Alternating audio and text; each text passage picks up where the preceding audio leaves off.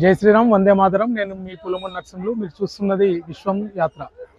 మనమున్నది కర్ణాటక రాష్ట్రంలోని గోకర్ణ పుణ్యక్షేత్రంలో ఉన్నాము. ఈ గోకర్ణ పుణ్యక్షేత్రంలో ప్రధాన దేవాలయం ఏదైతే ఉందో ఆత్మలింగం యొక్క మహాబైలేశ్వర దేవాలయము. ఆత్మలింగం ఇక్కడ ప్రతిష్ఠించడానికి కారణము గణపతి గనక ఆ గణపతి దర్శనం మొదటగా చేసుకొని ఆ తర్వాతనే ఆత్మలింగ దర్శనానికి వెళ్ళాల్సిందిగా ఇక్కడ స్థల పురాణం తెలియజేస్తున్నది. ఇప్పుడు మనము గణపతి దర్శనానికి అయితే వెళ్ళి ఆ తర్వాత ఆత్మలింగ దర్శనానికి వెళ్దాం.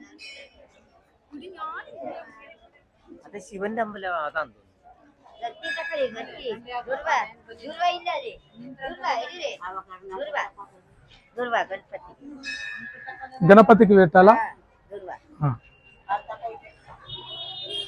ఎంత?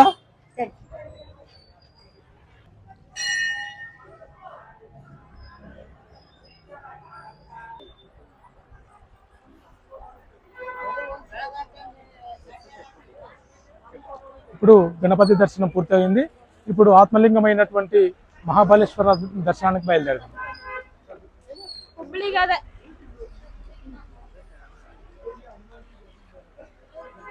ఇప్పుడు స్వామివారి దర్శనానికి బయలుదేరదాం. స్వామివారి దర్శనానికి ప్రత్యేకమైనటువంటి దుస్తులు అంటే సంప్రదాయ దుస్తులు ధరించాలి. ధోతి ధరించాలి, కండవ ధరించాలి, పైన ఉన్నటువంటి చొక్క తీసేయాలి. మహిళలు అయితే చీరలు, చూడిదారులు ధరించాల్సింది.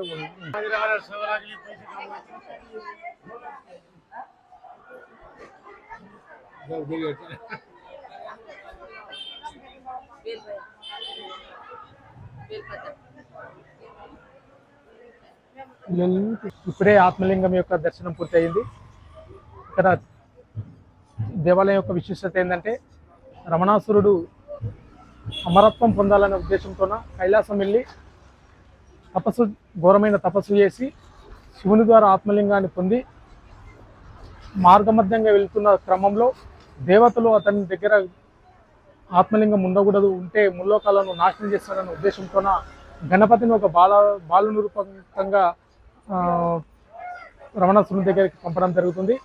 రమణాసురునికి ప్రతి సంధ్యావందనం అంటే ఉదయం సాయంత్రము సంధ్యావందనం కార్యక్రమం చేసే అలవాటు ఉంది. కాబట్టి సాయంత్రం టైంలో సంధ్యావందనం సమయమైందన్న ఉద్దేశంతోన ఈ గణపతి దగ్గర ఈ ఆత్మలింగాన్ని పెట్టి సంధ్యావందనానికి వెళ్తాడు. గణపతి ఒక మాట చెప్తాడు, నాకు ఇది బరువు అవుతున్నది, నేను 3 అంకెలు లెక్క పెట్టేలోపు నువ్వు రావాలి, లేనిచో కింద పెడతా అంటే చెప్పడంతో అనుకోకుండా 3 సార్లు అంకెలు లెక్క పెట్టడం జరుగుతుంది. రమణాసుడు వచ్చేలోపే ఆ శివలింగాన్ని ఇక్కడ కింద పెడతాడు గణపతి. ఆ పెట్టిన చోట ఎక్కడైతే ఉందో అక్కడనే ప్రతిష్ఠించబడ్డది. అయితే ఇంత పని చేసినావు కదా అంటే గణపతి నెత్తిపైన ఒక మొట్టికాయ వేయడం వల్ల ఆ గణపతికి పైన నెత్తిపైన లొట్టలాగా పడి ఉంటుంది. ఇప్పటికి కూడా మనకు గణపతి దర్శనంకి వెళ్ళినప్పుడు గణపతి విగ్రహానికి అదే మాదిరిగా ఉన్నది. అయితే ఇక్కడ ఆ ఆత్మలింగం ఎక్కడైతే ప్రతిష్ఠించబడ్డదో దాన్ని తీయడానికి ప్రయత్నం చేస్తాడు రమణాసురుడు. కానీ అది వెళ్ళని కారణంగా వదిలిపెట్టి వెళ్ళడం జరుగుతుంది. అయితే ఇక్కడ వెలిసినటువంటి ఆ ఆత్మలింగానికి మహాబలేశ్వర స్వామిగా వెలిసిండు. ఇక్కడికి రావడానికి అనేక రవాణా సౌకర్యాలు హైదరాబాద్ నుంచి, తెలంగాణ రాష్ట్రం నుంచి హైదరాబాద్ నుంచి ట్రైన్కు రావాలనుకుంటే గోవాకి వెళ్ళే వాస్కోడిగామ ట్రైన్ ద్వారా గోకర్ణానికి చేరుకోవచ్చు. అదే రకంగా హైదరాబాద్ నుంచి అనేక రకాలైనటువంటి టూరిస్టుల ద్వారా కూడా ఇక్కడికి రావడానికి అవకాశం ఉన్నది. ఇక్కడ ఈ శైవక్షేత్రంలో అనేక మంది ఫారినర్స్ కూడా ఇక్కడ వచ్చి దర్శనం చేసుకొని ఇక్కడ ఉన్నటువంటి ధ్యాన క్షేత్రాల్లో ధ్యానం చేసుకుంటూ ఉంటారు. మనకు చాలా మంది ఇక్కడ కనిపిస్తూ ఉంటారు. ఈ వీడియో మీకు నచ్చినట్టయితే సబ్స్క్రైబ్ చేసుకోండి, లైక్ చేయండి, మాకు సపోర్ట్ చేయండి.